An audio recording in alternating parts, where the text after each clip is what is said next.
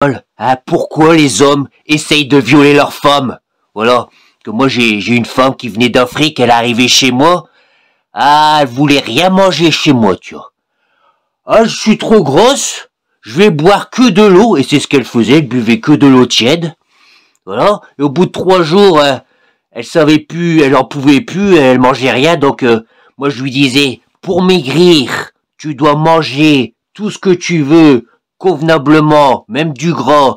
Le seul truc qu'il faut pas manger, c'est du sucre. Voilà, si tu veux maigrir, tu ne manges pas de sucre, mais tu peux manger tout le reste que tu veux. Ah bah, qu'est-ce qu'elle a fait? Elle a dit, bah, je ne peux pas ne rien manger, boire que de l'eau, donc je vais grignoter des gâteaux de temps en temps, tu vois. Uniquement grignoter des gâteaux et boire du Coca-Cola pour rester en vie. Voilà. Donc elle a fait ça. Et puis bah au bout d'un moment, bah elle allait mourir, tu vois. Voilà, c'est parce que ça durait plus d'une semaine, tu vois. Vraiment, elle avait vraiment fait que ça. Boire du Coca-Cola, grignoter des gâteaux pour survivre. Voilà. Et elle maigrissait pas, tu vois, elle faisait que perdre du muscle. Donc, qu'est-ce que j'ai fait? Comme elle faisait n'importe quoi, elle restait du matin jusqu'au soir, dans le lit, voilà, ou sur le canapé, à regarder TikTok parce qu'elle était trop faible pour pouvoir bouger son cul, parce qu'elle faisait que ça. Elle m'écoutait pas, même le jour de mon anniversaire, elle a rien préparé. Donc, l'homme, voilà, comme elle t'humilie tous les jours à regarder TikTok du matin jusqu'au soir, elle te prépare rien, même le jour de ton anniversaire, alors que toi tu vas travailler. Qu'est-ce que tu fais? Ah bah tu l'attrapes, tu la mets dans le lit, hein? Mais bon, voilà, j'aurais pas été jusqu'à la violer parce que bah elle serrait les cuisses, voilà, j'aurais pas été chercher un couteau dans la cuisine et lui obliger à écarter les cuisses en. Et voilà, tu joues au viol, tu vois, voilà, tu t'amuses, tu vois. Comme elle t'humilie, bah tu l'humilies un peu, tu vois, tu lui caresses les seins alors qu'elle a pas envie, tu vois. Voilà, tu fais ça. Le lendemain matin, bah elle me faisait un petit peu la gueule, tu vois. Voilà, un petit peu. Ben, elle m'a dit, ouais, hier soir tu m'as fâché. Voilà, tu l'as fait exprès de me fâcher. Donc elle a dit, hier soir, tu m'as fâché, t'as fait exprès. Donc elle a pas dit, hier soir, tu m'as fait mal, tu m'as fait peur, et t'as essayé de me violer. Hein, surtout que j'avais même pas enlevé mon pantalon, j'avais même pas ouvert ma braguette, j'avais rien fait de tout ça. Donc elle a pas dit ça. Le lendemain matin, elle a dit, hier tu m'as fâché. Et puis, voilà, plusieurs mois plus tard, elle va à la gendarmerie. Il a essayé de me violer, j'ai eu peur, j'ai eu mal. Voilà les femmes, voilà. Alors que le lendemain matin, elle m'avait fait un peu la gueule. Et après, le lendemain matin, elle était chaude. Une grosse salope, tu vois. Elle m'a sauté sur la bite, tu vois. Voilà. Voilà la vérité. Voilà. Mais si plus tard, tu vois, elles ont plus envie d'être avec toi, eh ben, elles remettent ça sur le tapis à la gendarmerie. Ah, bah, il a essayé de me violer, et toi, tu risques 15 ans de prison, tu vois. Parce que les enquêteurs, c'est de sales petites merdes de fils de pute. Les enquêteurs de gendarmerie de police, tu vois. C'est des sales petits rats de merde. Des sales petites merdes de fils de pute. Ils ont tout un protocole à faire pour t'hypnotiser, tu vois. Et voilà, ils ont 72 heures pour t'hypnotiser, tu vois. Et pour te faire dire que t'as essayé de la violer ou tu l'as violée.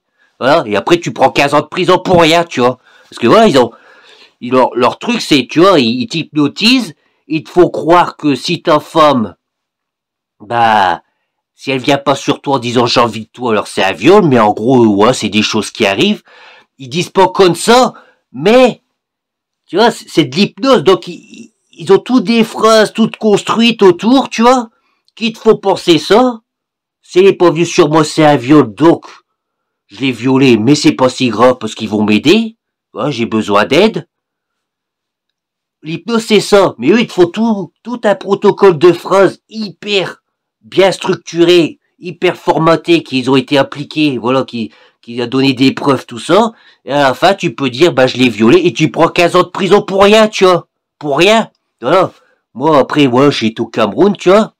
J'ai eu plein de petites amies au Cameroun.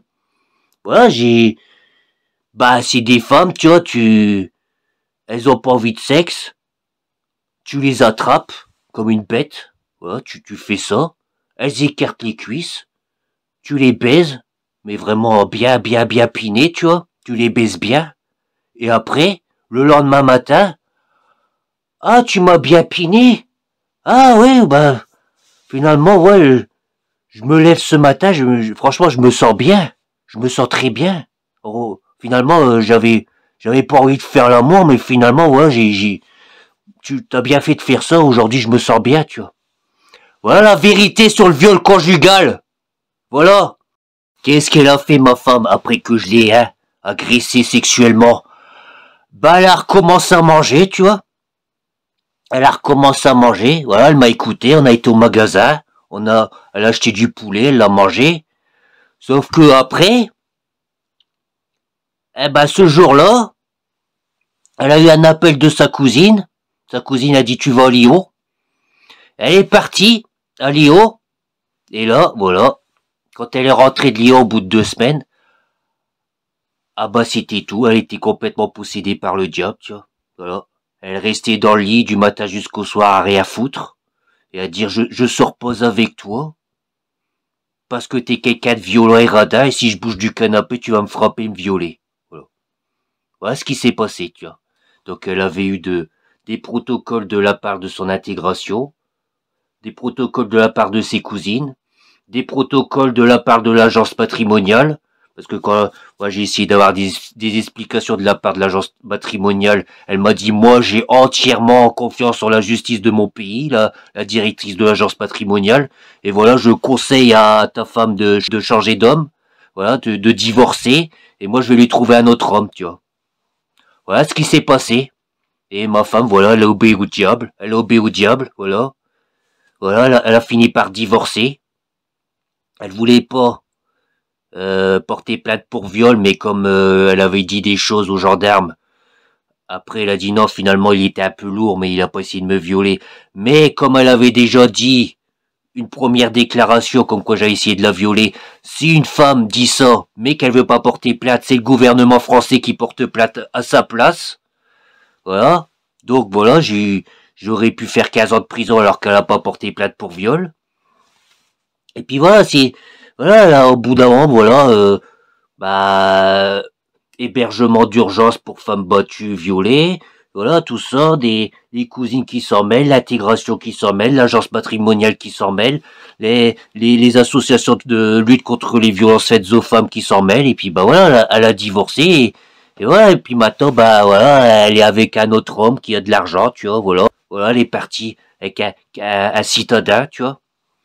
Et c'est tout. Moi, j'avais un logement social rénové. J'avais mon travail à côté de chez moi, j'allais à vélo. Tu vois? J'avais beau lui expliquer, même si c'était pas un tout petit village, c'est un grand village, je dis, même s'il n'y a pas énormément de magasins, il a une petite ville à côté, et en plus, on peut tout commander sur Internet. Et si on va en ville, on aura un logement moins beau pour le même prix. Elle comprenait rien. Il dit, en plus, je vais à vélo. Donc, j'utilise pas ma voiture, je gagne de l'essence, je gagne de l'argent. Rien à faire, tu vois. Elle va voir ses cousines, hein. Elle prend en photo ses plats. Elle met sur sa story ses plats, parce qu'elle est trop grosse, donc elle veut pas se prendre en photo. Elle met en photo ses plats, et ses cousines, voilà, ils lui payent les repas dans les restaurants à Lyon. Et après, c'est que ça. Trouve-toi un autre mari, hein, tu seras plus heureuse comme ça.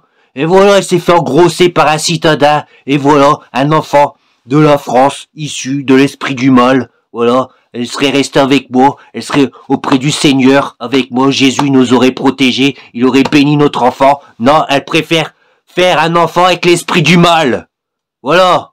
Ah, quand t'es en Afrique, t'es là-bas avec eux, hein, les familles de Noirs, ah, bah, tout des belles paroles, des bons conseils, tout, hein. Et surtout, hein, t'es de la famille, mon gars, hein. S'il y a le moindre petit souci, tu nous appelles et on va régler ça en famille, hein. Et qu'est-ce qui est arrivé, hein? Ils arrêtaient pas de dire à ma femme, hein. C'était pas son père, c'était son oncle, parce que son père est mort pendant le génocide, donc son oncle Ah, tu dois faire l'amour à ton mari, même si t'en as pas envie. Il l'a répété plein de fois. Même le jour du mariage, devant tout le monde devait faire silence, hein. Tu dois faire l'amour à ton mari, même si t'as pas envie, hein. Et puis voilà, faut faire plein d'enfants, tout ça, hein. Hein. Pour la famille, faut faire plein d'enfants. Quand elle arrive en France, voilà, tu dis une fois pour rigoler, fais-moi l'amour, j'en ai besoin, tu dois faire l'amour. Je dis une fois en rigolant, à la gendarmerie. Il dit que je dois faire l'amour même si j'ai pas envie. Ah, c'est moi qui a dit ça. Voilà, c'est moi. Parce que je l'ai dit une fois en rigolant. Alors qu'eux le disaient sérieusement plein de fois quand j'étais en Afrique. Ah non, c'est moi le méchant, hein. C'est moi le méchant. Donc voilà, quand elle se soit retrouvée dans un foyer pour femmes battues et que moi j'allais attendre mon jugement, j'étais pas encore en prison parce que ils m'ont mis en prison parce que j'ai commencé à les appeler, tout ça. J'ai commencé à appeler la famille, j'ai commencé à appeler ma femme, tout ça, pour lui expliquer. Surtout, me dénonce pas, parce que je vais aller en prison, mais voilà, il faut que je t'appelle parce que voilà, il s'est passé ça, ça, ça, ça, ça. Et voilà, et puis j'ai appelé sa famille en disant, voilà, il vient de se passer ça, parce qu'il y avait un problème. Donc, t'appelles sa famille pour lui expliquer qu'elle est dans un foyer pour femmes battues et qu'elle est accusée de viol. Donc t'appelles sa famille pour lui expliquer. Et voilà, hein?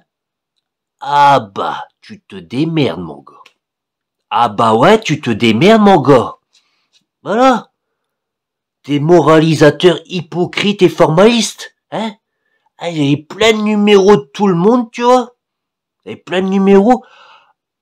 Ah bah, je pouvais appeler n'importe quel numéro, c'était silence radio, mon gars.